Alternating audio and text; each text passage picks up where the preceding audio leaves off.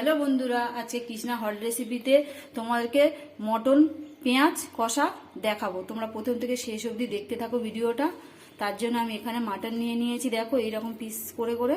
এবারে এটাকে রান্না করব। তার জন্য আমি কড়াই বসিয়ে দিয়েছি। কড়াইতে আমার তেল গরম হয়ে গেছে। এবারে আমি আলুটাকে আগে ভেজে তুলে নেবো নুন হলুদ দিয়ে। 1 চিমটে হলুদ, 1/2 চামচ মতো নুন দিয়ে দিলাম। দিয়ে আলুটাকে আমি ভেজে নেবো।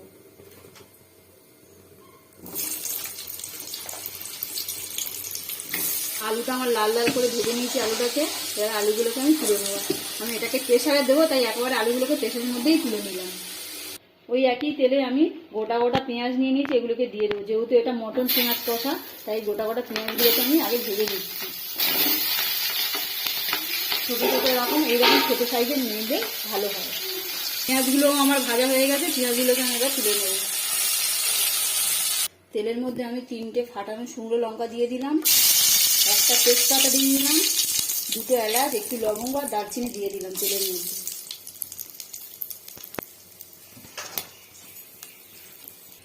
এর মধ্যে আমি 3টে বড় সাইজের কুচনো পেঁয়াজ দিয়ে দিচ্ছি।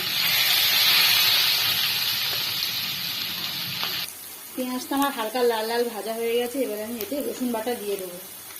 আমার 1 কেজি মটন, তাই আমি 3টে মতো রসুন কোয়া নিয়ে বেটে নিয়েছি। রসুনটাও মোটামুটি হালকা আমার কষানো হয়ে গেছে। এবারে আমি এতে টমেটো, 1টা বড় সাইজের টমেটো দিয়ে দেবো। এতে আমি 1 চামচ মতো হলুদ গুঁড়ো দিয়ে দিলাম।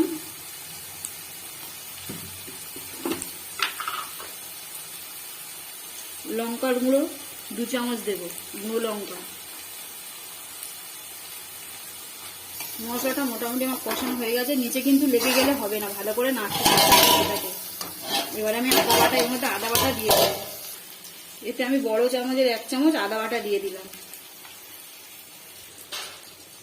100 গ্রাম মতো টক দই ফেটিয়ে রেখেছি, এটাকে এবার আমি দিয়ে দেবো।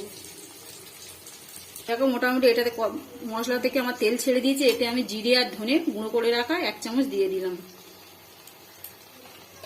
দিয়ে আমি এটাকে একটু নেড়ে চেড়ে মটনটাকে এবার দিয়ে দেবো। মটনটাকে আমি দিয়ে দিচ্ছি। মটনটা কিন্তু এইরকম চর্বিওয়ালা হলে একটু ভালো হয়। এই যে এরকম একটু চর্বিওয়ালা দেখেই মটনটা নেবে তোমরা।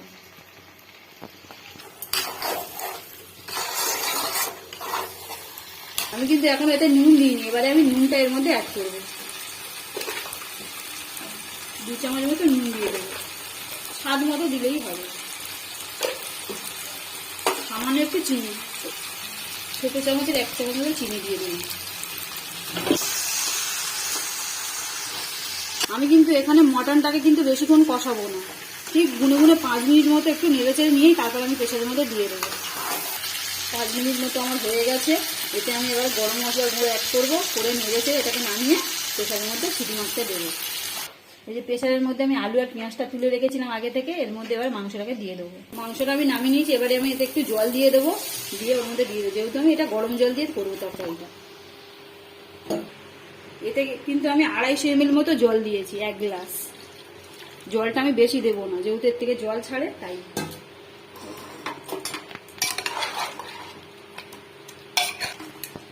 এটাকে আমি ঢাকা দিয়ে সিটি মারবো। 6-7টা মতো সিটি দেবো। দেখো আমি 6টা সিটি মেরেছি। মারার পর এই যে আমার দেখো কেমন হয়েছে দেখতে। মাটনটা কত সুন্দর কালারফুল হয়েছে। মাটন পেঁয়াজ কষা আমার রেডি। দেখো পুরো কষা কষা হয়েছে, বেশি ঝোলও হয়নি। এই দেখো পেঁয়াজগুলো দিয়েছিলাম, এই যে পেঁয়াজগুলো এরকম গলে গেছে।